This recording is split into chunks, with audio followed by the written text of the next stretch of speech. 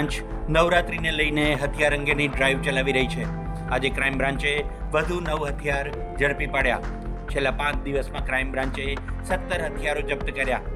હથિયાર સાથે ઝડપાયેલા આરોપીઓ મોટાભાગે ગુનાહિત પ્રવૃત્તિઓ સાથે સંકળાયેલા છે. ઝડપાયેલા આરોપીઓમાંથી 4 મૂળ ઉત્તર પ્રદેશના છે. મોહસિન અલી, મોહમ્મદ ફઝીલ, મતીસ તુર્કી, અનીસ તુર્કી અને મોહમ્મદ ફૈઝાન નામના 5 આરોપીઓની ધરપકડ કરી 2 અલગ અલગ ગુનાઓ નોંધવામાં આવ્યા. આરોપીઓ ઉત્તર પ્રદેશથી સસ્તામાં હથિયાર લાવીને અમદાવાદમાં વેચતા હતા. આરોપીઓનો જેલમાં એકબીજા સાથે સંપર્ક થયો હતો, જેથી ત્યાં નફો કમાવવા માટેની વાત કરી બહાર આવી હથિયાર વેચવાનું શરૂ કર્યું હતું. 25/9/2024ના રોજ અગાઉ જ્યારે મોટી સંખ્યામાં ગેરકાયદેસર હથિયારો અને કારતૂસ પકડાયા હતા, એ ગુનાની તપાસ દરમિયાન એ ગુનાના સંલગ્ન નહીં પણ બીજી કેટલીક ફળદાયક હકીકત મળેલી અને એ હકીકત આધારે ક્રાઇમ બ્રાન્ચની અલગ અલગ 2 ટીમ દ્વારા કુલ 9 હથિયાર, 5 કાર્ટ્રીજ, 6 કાર્ટ્રીજ અને 5 આરોપીઓની ધરપકડ કરવામાં આવેલી છે. આ પૈકી જે મુખ્ય આરોપી છે, જેની પાસેથી વધુ જથ્થો પકડાયો છે, એ આરોપીનું નામ છે મોહસિન ઉર્ફે મોટા યુસુફ મણિયાર, જે અંબર ટાવર, સરખેજ, અમદાવાદ શહેર ખાતે રહે છે.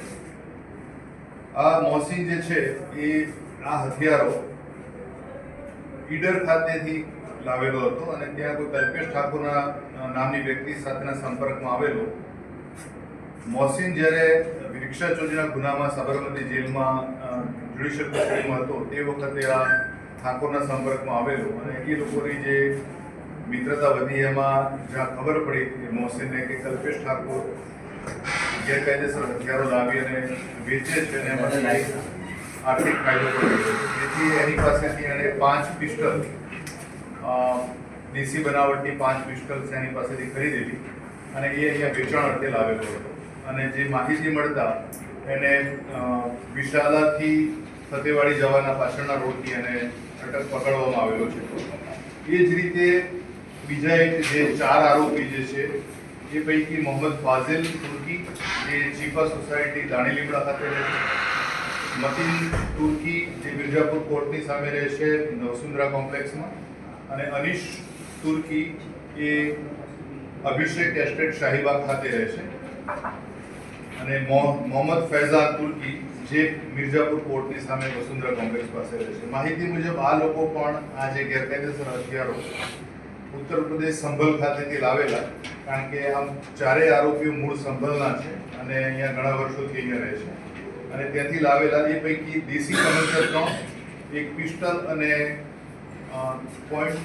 .315ના બોરના 4 કાર્ટ્રીજ અને 12 બોર દેશી તમંચાના 2 કાર્ટ્રીજ સહિત એ લોકો પકડાયેલા છે.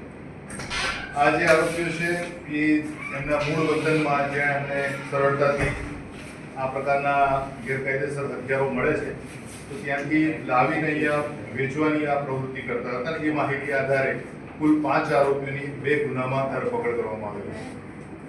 સાહેબ, આજે મોહસિન છે એ હથિયાર ત્યાં આગી લાવતો હતો, અહીંયા કોઈ પર્ટિક્યુલર ડિલિવરી કરતો હતો કે શું કરતો હતો હથિયાર?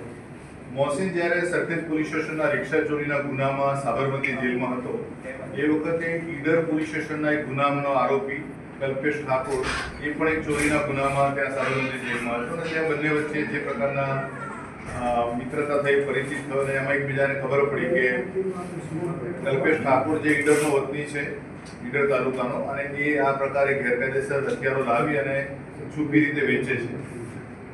એટલે એણે એની પાસેથી 5 હથિયાર મંગાવી અને ખરીદેલા અને એ અહીંયા પોતાના આર્થિક ફાયદા માટે વેચવાનો.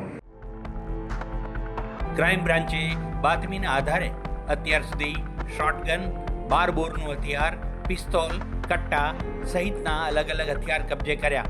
અગાઉ પણ ક્રાઇમ બ્રાન્ચે 8 પિસ્તોલ કબજે કરી હતી.